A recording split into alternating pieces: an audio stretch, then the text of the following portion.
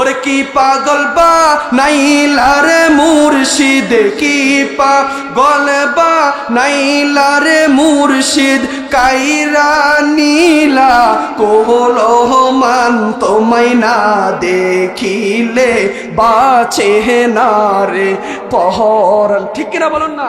যারা মুর্শিদকে ভালোবাসেন, যারা আল্লাহর ওলিদেরকে ভালোবাসেন, তারা কিয়ামতের ময়দানে আল্লাহর ওলিদের সাথে থাকবেন। কথা বলুন সুবহানাল্লাহ। তাহলে আমরা আল্লাহর ওলিদেরকে ভালোবাসবো, রাজি আছি না নাই? আল্লামা আবেদ শাহ মাদানিকে ভালোবাসবো, জীবন যতদিন থাকবো রাসূলুল্লাহ সাল্লাল্লাহু আলাইহি সাল্লামের মহব্বতে।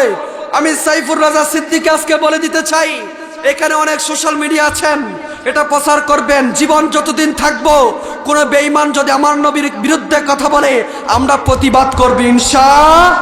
রাজি আছেন ইনশাআল্লাহ?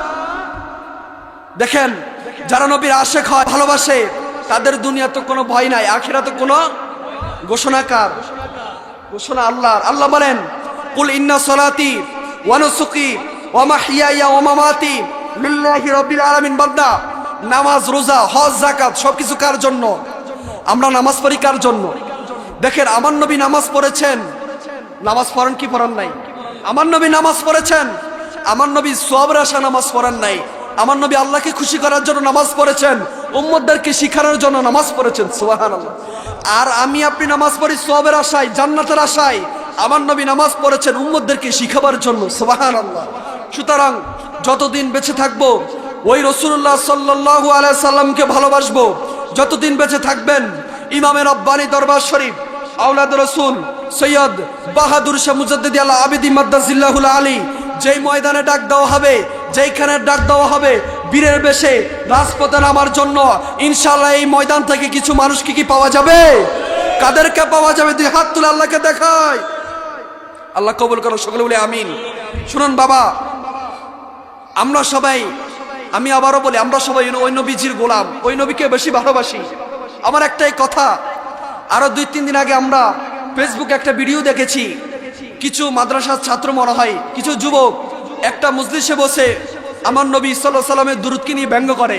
আমরা যে দুরূদ পড়ি, আল্লাহুম্মা সাল্লি আলা মুহাম্মদ ওয়া আলা আলি মুহাম্মদ, আবার আমরা যারা নবীকে তাজিম করি, মুহাব্বত করি, ইয়া নবী সালামু আলাইকা, ইয়া রাসূল সালামু আলাইকা, তারা এটা নিয়ে ব্যঙ্গ করেছে। বলুন না নাউজুবিল্লাহ।